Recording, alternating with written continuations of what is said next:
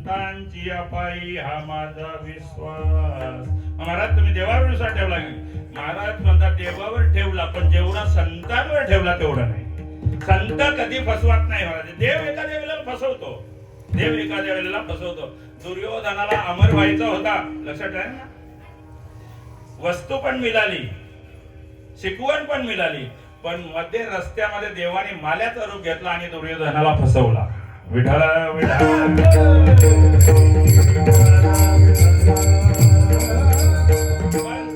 कसंही त्यांच्याकडे जा, कधीच फसवत नाही. त्याचा उद्धार कसा होईल हे पाहतात महाराज. वाल्या काय चांगल्या गुणाने भेटायला आला होता, तो आला होता मारण्याकरता, पण महाराज मारण्याकरता आला, पण संतांचा थोडासा स्पर्श झाला आणि माल्या मारला नाही, तरला.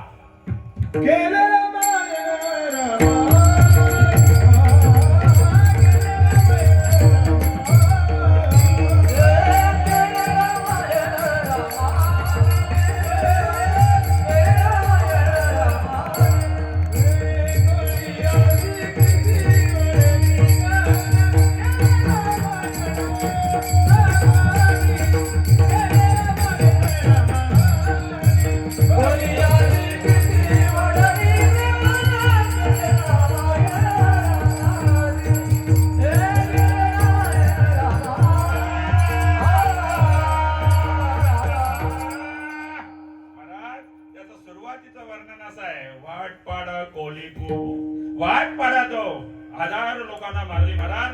रामायणाने असा उल्लेख केलेला आहे, एक शुद्ध ब्राह्मण मारला तर एक वालूचा खडा टाकायचा. अशी किती रान्न भरली होती? 7 रान्न भरली होती. म्हणजे त्याच्यासारखा पापी भूतो न भविष्यती, असा पापी. पण नारदांची थोडीशी संगत घडली, त्याचा परिणाम असा झाला, पाप जळून खाक झाला आणि त्याच्यातून एक दिव्य पुरुष उभा. दिव्य पुरुष. या दिव्य पुरुषाची महती अशी आहे की याच्या अगोदर त्याने जी लेखणी फिरवली तसं देवाला वागावं लागलं. याच्या अगोदर असा काव्य नव्हता, म्हणून उत्तम काव्य लिहिणारा झाला, हिंदुस्थानाचा आद्य कवी झाला आणि त्याने जी लेखणी फिरवली त्याप्रमाणे देवाला वागावं लागलं. हा साधूच्या भेटीचा आणि साधूवर ठेवलेल्या विश्वासाचा परिणाम आहे. विठाला विठाला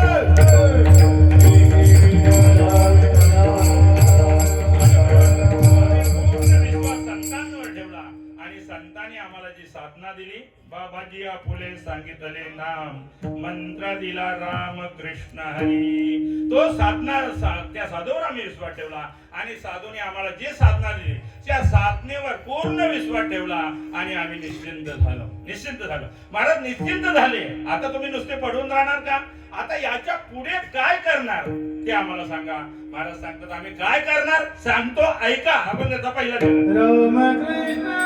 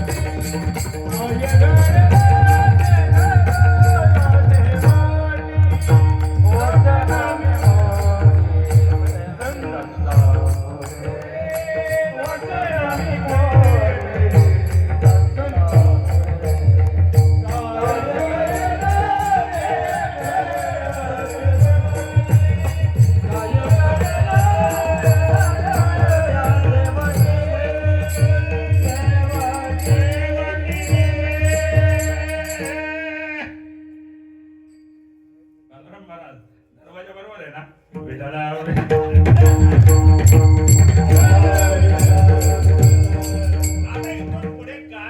आहेत. इथून पुढे प्रत्येकाचा ठरलेला असतं ना पुढे काय. आपल्या मुली आणि मुलं शिकली भरपूर, पण ध्येय निश्चित नाही. ध्येय निश्चिती आणि ध्येय शक्ती असली पाहिजे. ध्येय मला डॉक्टर व्हायचं आहे, किती अडखाली पुढे आले तरी मी डॉक्टरच होणार, हा ध्येय असला पाहिजे. पण इथे आमचा असं झाला, बाप बोलतो वकील झाला पाहिजे, जमिनी अर्पणा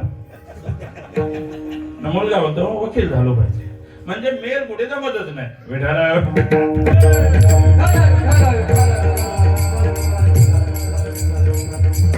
आम्ही पुढे काय करणार आहोत. राम कृष्ण ऐसी उच्चारीन नामे नाचेन मी प्रेमे संता पुढे. त्या नामावर आम्ही संतांवर विश्वास ठेवला, संतांनी दिलेलं नाम त्या नामावर विश्वास ठेवला, त्याच्यामुळे आम्ही निश्चिंत झालो. आता आमच्या जीवनामध्ये खाण्याची चिंता नाही, कीर्तीची चिंता नाही आणि उद्धाराची चिंता नाही. 3 मुद्दे मी मांडले होते, लक्षात ठेवा. पहिला मुद्दा होता खाण्याची चिंता आम्हाला नाही, खाण्याची चिंता. आम्ही त्या देवावर पूर्ण विश्वास ठेवला आणि देवाने आमची चिंता वाहिली. अनन्य चिंतयन्तो मां ये जना प्रयोपासते तेषां नित्याभियुक्तानां योगक्षेम वहम्.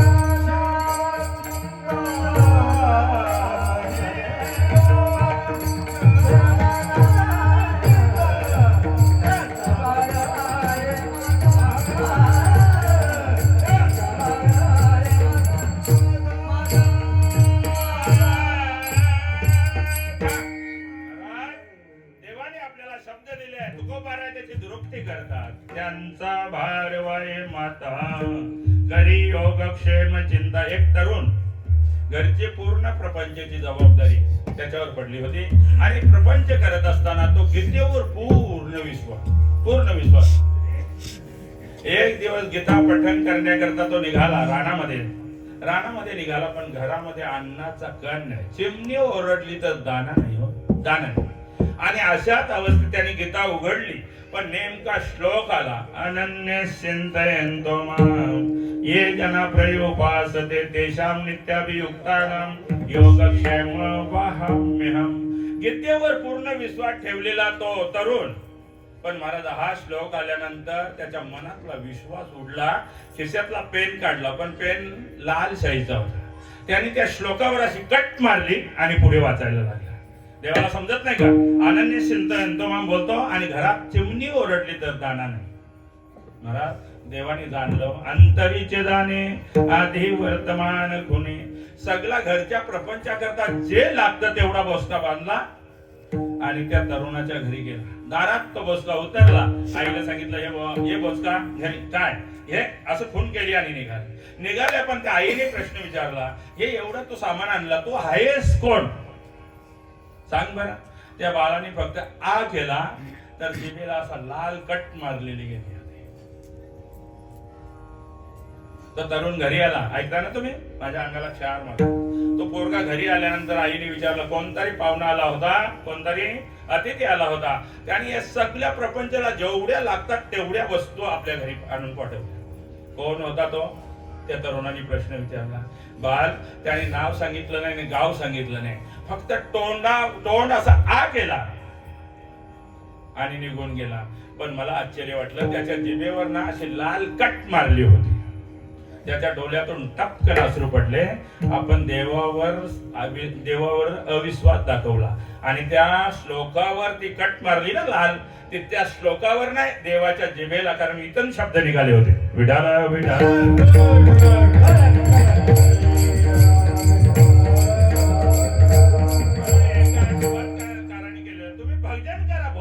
चिंता करू नका. रोटी तेरा धुंडतावे मन में पावे विश्राम, दाने दाने पर लिखा है खाने वाले का नाम, खाने वाले लाख करोड़, देने वाला एक ही राम. अजून एक सांगू का? आम्ही काय कोणाचे खातो तो राम आम्हासी. आम्ही काय कोणाचे खातो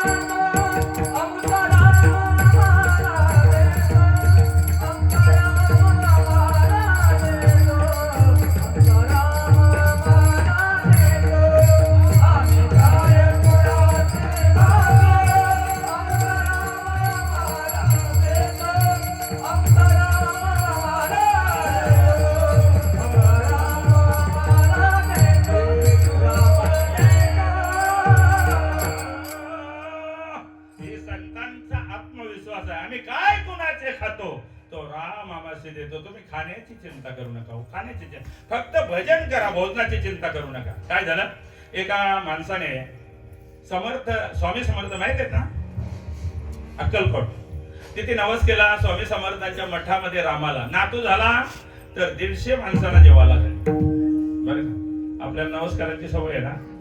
नवसाने झालेली पोरं कामाला येत नाही बरं का. आई वडिलांना वृद्धाश्रम दाखवतात. विठाला विठाला.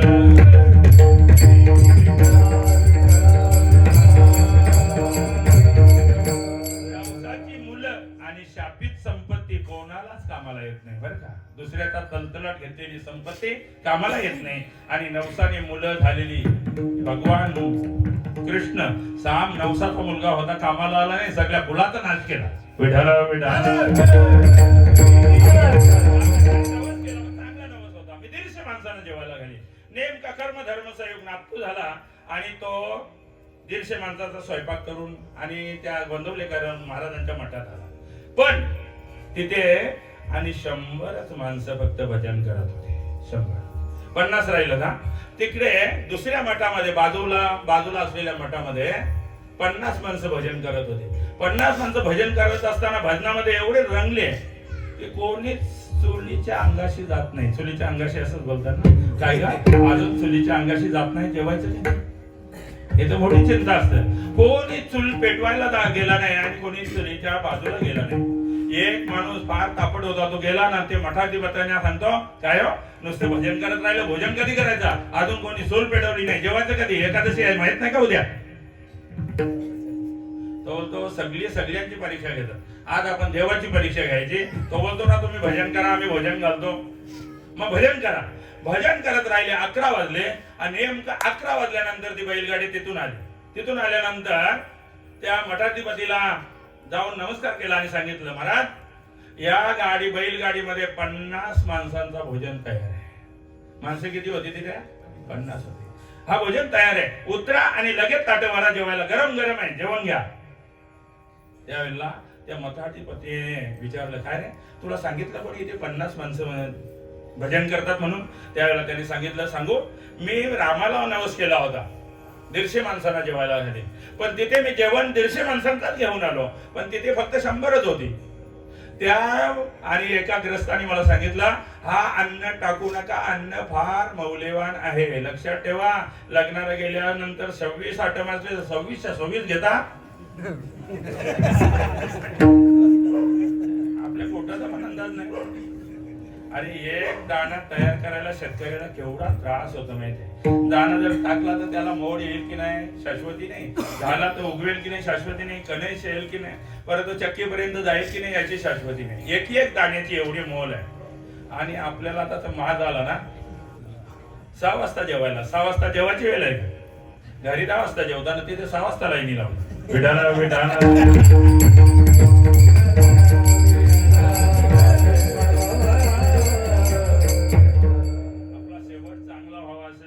वाटत असेल ना, 2 वेळा सांभाळा बरं का, सकाळ आणि संध्याकाळ. दारात तुळशीला नमस्कार करा, दारात दिवा लावा. ही वेल जेवायची नसतं, ती देवाची वेल आहे. 6 वाजता हिरण्यकश्यपाला मारण्याकरता भगवंतानी त्या पाय आणि उंबरठ्यात 6 वाजता अवतार घेतला बरं का. म्हणून 6 वाजता जेवायचं नसतं, ती जेवायची वेल नाही, देवाची. म्हणून लक्षात ठेवा. विठाला विठाला त्यावेळेला त्यांनी सांगितलं की त्या मठातून मला हुकूम मिळाला, इथे 100च माणसं भजन करतात, पण हा अन्न टाकू नका. पलीकडच्या मठात 50 माणसं आणि भजन करतात, त्यांना नेऊन द्या. हे शब्द ऐकल्याबरोबर मठाधिपतीच्या डोळ्यातून टपकन अश्रू पडले. आपण देवावर अविश्वास दाखवला की देवाची परीक्षा घ्यायला गेलो. परीक्षा घेऊ नका, फक्त प्रतीक्षा करा, असं शास्त्र आहे. विठाला आपल्या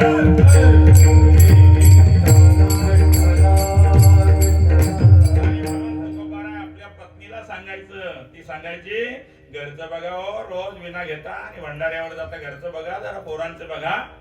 त्यावेळेला आवलीला सांगायचे तो खूप आहे, नको चिंता करू अन्न या वस्त्राची, माऊली आमची पांडुरंग. तुम्ही भजन करा, भोजनाची व्यवस्था तो करतो. विठाला विठाला आम्हाला खाण्याची चिंता राहिली नाही. दुसरी चिंता आहे कीर्तीची चिंता आम्हाला नाही. आणि आम्ही सगळं करतो ते कशा करता? बॅनर कोणा करतात? आपले करतात ना. एकाने मला प्रश्न विचारला, का हो महाराज बॅनर रात्रीच का लावतात? ऐकलं नाही का तुम्ही? बॅनर बरोबर का लावतात सांगू? ज्याचे फोटो असतात ना तोच लावायला असतो. पिठाला आपलेच, पाडणारे पण आपलेच महाराज. बॅनर लावतो, सगळा पैसा खर्च करतो. हे कशासाठी? कीर्ती करता माणसं काय करत नाही सांगू का तुम्हाला? मुंबईला आणि नाचण्याचा कार्यक्रम होता, नाचण्याचा. तिथे मुलांनाही बोलावले होते आणि मुलींना पण बोलावले होते. सुरुवातीला मुलांचा कार्यक्रम झाला तेव्हा एक नाचत एक शेवटच्या वेळेला एकदम फर्स्ट क्लास नाचला माणूस. एक पोरगा फर्स्ट क्लास नाचला. लोकांनी फक्त टाळ्या वाजवल्या. त्याच्यानंतर मुली नाचायला आल्या. त्या मुली नाचताना एक शेवटची मुलगी बेस्ट जराशी नाचल्यानंतर लोकांनी नुसत्या टाळ्या वाजवल्या. याच्यावर थांबले नाही. तिला प्रत्येक माणूस भेटायला जायचा, तो गुलाबाचा फुल द्यायचा. मला तुम्हाला कुठेतरी सांगायला भेटेल. गुलाबाचा फुल द्यायचा. असं करता जो चांगला नाचला होता ना, त्या मुलाचं लक्ष गेलं, काय मुलगी पण आणि भाग्यवान आहे, काय नशिबाने मी नाचलो तर लोकांनी टाळ्या वाजवल्या. फक्त एक तरी गुलाबाचा फुल मिळाला. तिच्याकडे लक्ष सारखा ठेवून होता. 17 गुलाबाची फुलं मिळाली. 17. आता त्याला धीरच निघत नाही. खुर्चीवरून उडी टाकली आणि मागच्या बाजूने पडद्याच्या बाजूने गेला आणि त्या मुलीला भेटला. काय नशिबाने आहेस का, काय भाग्यवान आहेस, मी एवढा चांगला नाचलो, लोकांनी एक पण फुल दिला नाही गुलाबाचा, आणि तू नाचली तर लोकांनी 17 फुलं बक्षीस दिली. ते बोलतो तुला नाही कळायचं, ही राजनीती फार वेगळी आहे. मी येताना 20 फुलांचे पैसे वाटले होते, त्याच्यातले 32 लोकांनी गायब केले.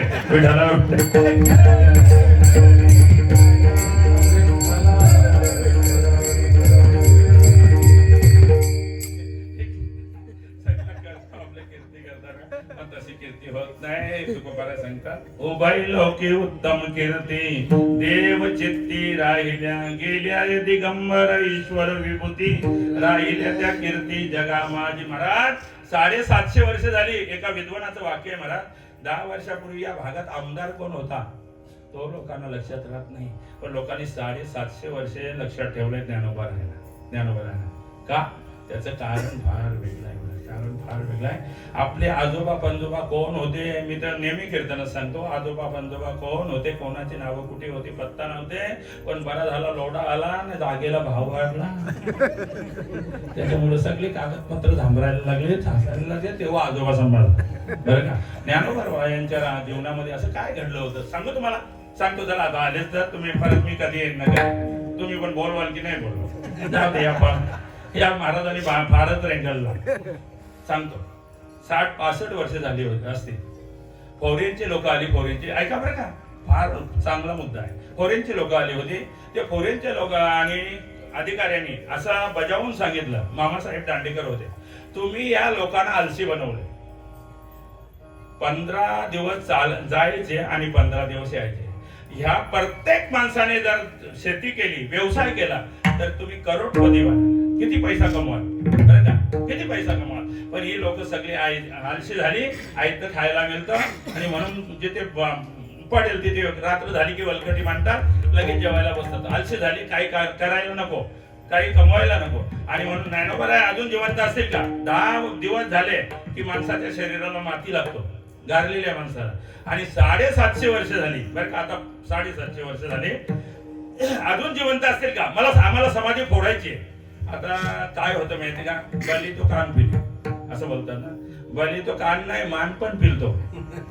आता यांच्यासमोर कोणी बोलायचं? समाधी फोडून दाखवा, समाधी फोडून दाखवा. त्यावेळेला मामासाहेब दांडेकर पुढे आले. मामासाहेबांचं चरित्र ऐकता ना तुम्ही, वाचता ऐका, माहीत तरी असेल ना. ते पुढे आले आणि सांगितलं, एक काम करा, ही समाधी फोडू नका, ही समाधी फोडू नका. आमचा वारकऱ्यांची श्रद्धेचं स्थान आहे. किती श्रद्धा आहे माहित आहे? त्या भागात जरी गेले तरी माणसं आळंदीला सहज गाडी आणि वळवतात. किती श्रद्धा आहे आमची माहिती आहे. ज्यांनी 100 वर्ष गाठला ते पण आळंदीला येऊन नमित होतात. आमचं या श्रद्धेचं स्थान आहे. मग काय करायचं सांगा? त्यावेळेला मामासाहेब दांडेकरांनी असं सांगितलं, त्यांना एक युक्ती सांगितली की एक काम करा, बिल्डिंग जर पडली ना की त्याच्यावर एक यंत्र ठेवतात. खाली जर माणूस जिवंत असला तर तो यंत्र दाखवतो. त्याचं नाव पण माझ्या लक्षात होतं पण आता विसरलो. पिंपळगावला आलो ना, होका यंत्र समजा, तो काटा असा हलतो. जर काटा हल्ला तर आमची माऊली जिवंत आहेत समजा, मग समाधी फोडायची गरज नाही. आणि नाही काटा हल्ला तर मग आपला नाही इलाज आहे तुमच्या पुढे समाधी फोड. ठरला.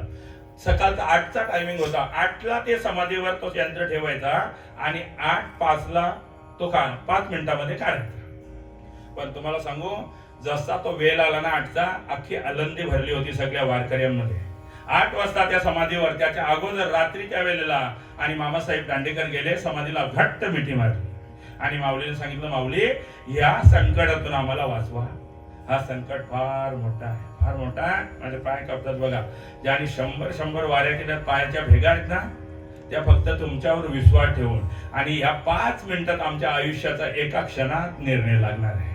आखी आळंदी भरली होती. सगळे पांडुरंगाला नमस्कार करतात, कोणी माऊलीला नमस्कार करतात. डोळ्यातून टप टप टप टप अश्रू पडतो. माऊली आम्हाला वाचवा बरं का, 60 वर्ष वारी केली, आमचा पूर्ण विश्वास आहे तुमच्यावर, पूर्ण विश्वास आहे. आम्ही 60 वर्ष श्रद्धा ठेवून तुमची वारी केली. कोणी सांगतो आम्ही 50 वर्ष वारी केली, आम्ही 40 वर्ष वारी केलं. सगळे त्या डोळ्यातून टप टप अश्रू पडतात. का? आता एका क्षणात ह्या मालेचा निर्णय होणार आहे. ही माल खरी आहे की खोटी आहे? कारण ही माल माऊलींची आहे. आता आमची वारी खरी आहे की खोटी आहे? एका क्षणात निर्णय होणार आहे. सगळे वर पाहतात, देवाकडे नमस्कार करतात, डोळ्यातून टप टप टप टप अश्रू पडतात, सगळे रडतात. आणि अशा एका क्षणामध्ये, एका तो शेवटचा निर्णयाचा क्षण आला आणि जाऊन एका अधिकाऱ्याने तो यंत्र उचलला आणि बाहेर घेऊन आला. बाहेर घेऊन आल्यानंतर त्या अधिकाऱ्याने काय पाहिलं माहितीये का? तो काटा नुसता फिरला नव्हता, तर तो फिरून वरच्या बाजूला जाऊन त्याचे 3 तुकडे झाले होते. महाराज, रडणारी माणसं एका क्षणात आनंदाने हसू लागली. नाही, माऊलींचा घोष करू लागली. ज्ञानोबा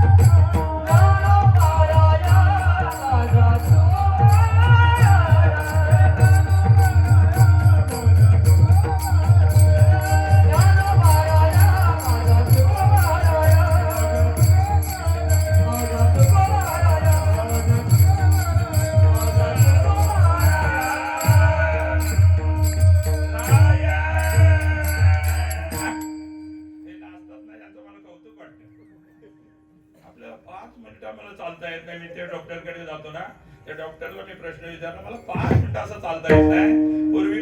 मलंगला एका दमामध्ये 3 वेळा जाऊन आलो बरं का. मला चालू परिस्थिती केदारनाथ बद्रीनाथ पायी केले, पायी केले. पण काय झालं काय माहिती, पुढे 5 मिनिटं मी उभं राहून म्हणून तर खुर्ची घेतो. त्या डॉक्टरला मी प्रश्न विचारला की एकदा कीर्तन चालू झाला की माझ्या पायाला मुंग्याच राहत नाही, मग 2 तास कुठे जातात पत्ता लागत नाही. अशी गोळी त्यांना तुमच्याकडे असेल तर. तो डॉक्टर बोलतो ही गोळी आमच्याकडे नाही, ती तिथे मिळतो. भेटाला नाही.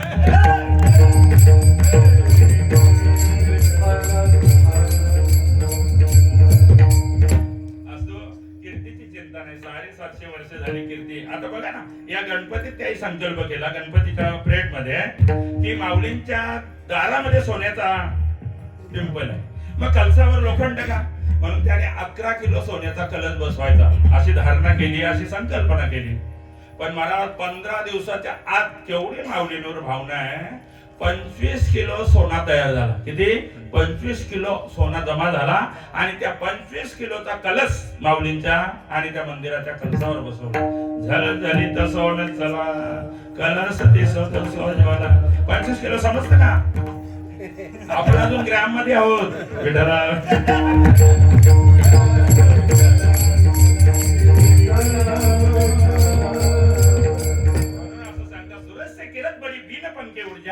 सूरत तो जाती रही किरत कभी न जाए मरावे परी कीर्ती रूपी उरावे. कीर्तीची चिंता आम्हाला राहिली नाही. आज 350 वर्ष प्लस झाली, 450 वर्ष झाली ना आता, पण अजून कीर्ती. तुकोबा बोलल्याशिवाय, ज्ञानोबा बोलल्याशिवाय वारकरी जेवत नाही. ही कीर्ती आहे. पण कीर्तीची चिंता राहिली नाही. आणि तिसरा आहे उद्धाराची आम्हाला चिंता राहिली नाही. का?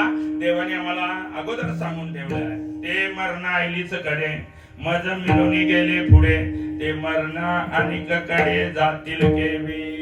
मरणाच्या अगोदर जेवून ते मला मिळालेले, मरणानंतर कुठे जातील? जो मज होय आनंदी शरण तयाचे निवारी मी जन्म मरण, या लागी शरणगता शरण्ये मीची एकू. म्हणून जन्म मरणाची आम्हाला चिंता राहिली नाही. विठाला विठाला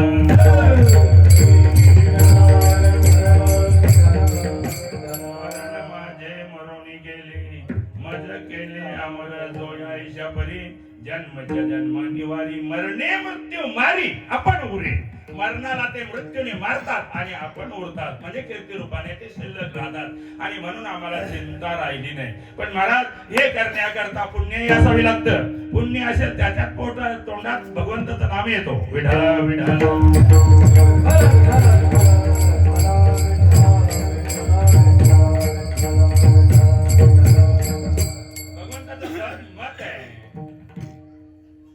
जयांच्या वाच्य पुढे भोजे नाम नाच तसे माझे, जे जन्म सहस्री ओळखी जे एक वेळ यावया. महाराज ते साधू एवढ्या नामस्मरण करतात, एवढे नामस्मरण करतात की जे माझी मज झाली अनावर वाचा, जेप धरली तर सर्व रोमातून आणि नामस्मरण येतो. एवढं नामस्मरण ते करतात, एवढं नामस्मरण करतात.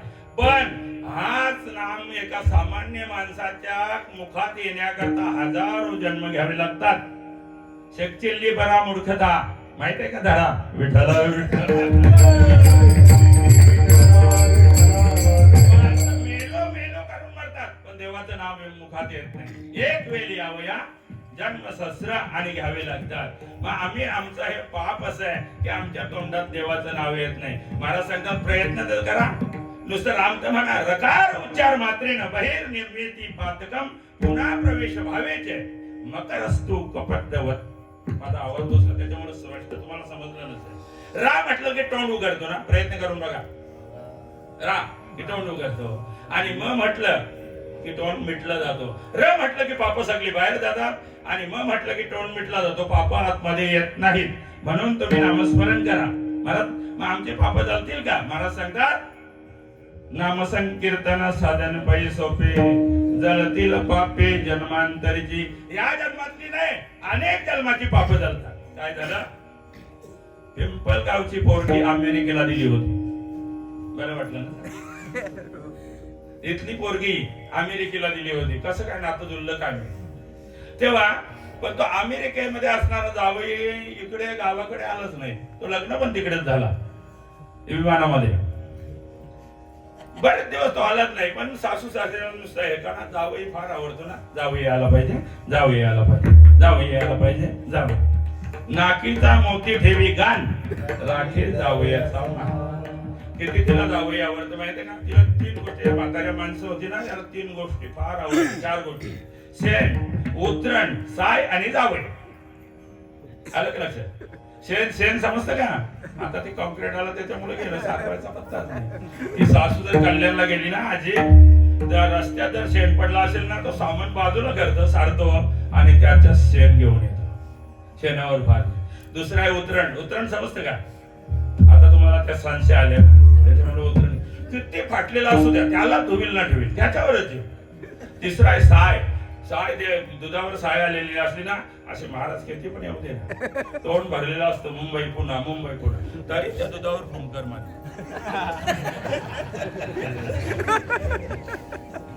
पटला तुम्हाला? पण साय जाऊ दे साय. आणि तिसरा आहे, चौथा आहे जावई. जावई जर येणार असला ना, रे बाबा बाबा बाबा किती वेळा ते कल्याणला जाऊन येतो. विठाला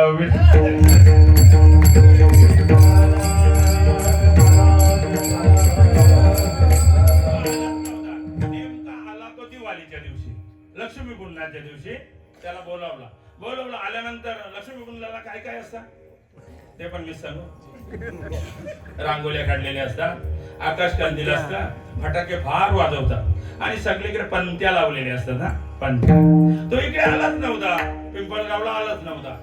नेमका आला तो ह्या पंत्या लावलेल्या भरगच्चे, काय बोलतात त्याला? आमच्याकडे भरटिवल्या बोलतात, तुमच्याकडे काय बोलतात?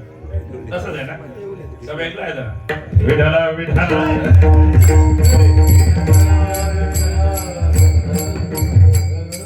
बामट्याला काही माहीतच नाही. आता विचारायचं बोलला, विचारला तर लोक मूर्ख म्हणतात. नवीन कीर्तनकार आहेत ना, ते जुन्यांना विचारत नाही, ते सांगतात आम्हाला सगळं माहिती. विठाला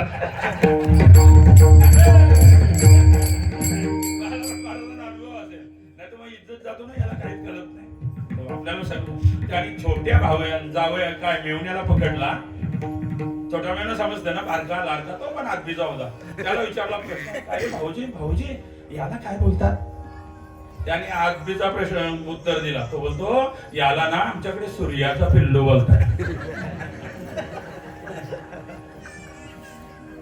याने लगेच तिथेच गाठ मारली. आमच्या नासाला अजून सूर्याचा तपास लागला नाही. आता सूर्याचा पिल्लू जाताना एक घेऊन जायचा. पण आता मागायचं काय असतं काय? यांच्याकडून मागायचं नाही, मागितलं तर पोटका म्हणतील. बरं का जावं यानो, मागायचं नाही त्याला.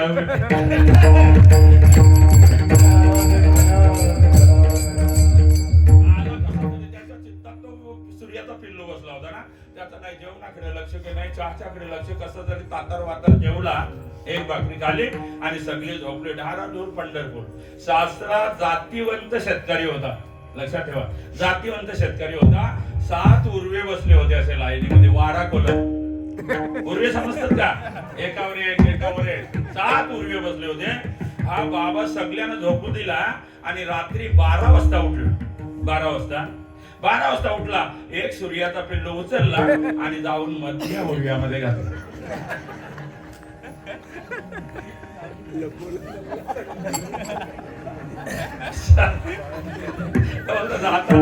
मागच्या मागे घेऊन जायचा. आता मागच्या मागे घेऊन जायचा. आला, अंगावर गोदरी घेतली, एसी लावून दिली होती ना, अंगावर गोदरी घेतली, झोपला. झोपल्यानंतर 5 मिनिटात होली. लोक उठली, बोलतो अरे दिवाळीचा ना होली पेटली कशी? कोणी बादली हाणतो, कोणी टँकर हाणतो, कोणी पाणी आणतो. 10-15 मिनिटात उर्वे जळून खाक झाले. तेव्हा गोदरी काढून अंगावरून आला. बाहेर आवाज कसला येतो? त्याने पुन्हा त्या छोट्या भाऊजीला पकडला.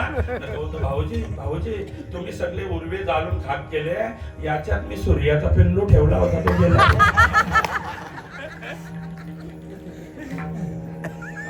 सुटायला लागला.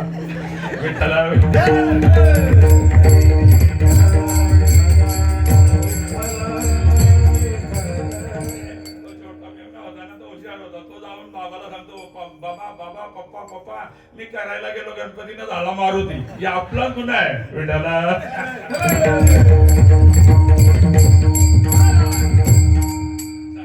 सूर्याचा पिल्लू केवढा होता? एवढंच सूर्याचा पिल्लू होता. पण 7 उर्वे जळून खाक झाले. माऊलींचा अनुभव सांगतात.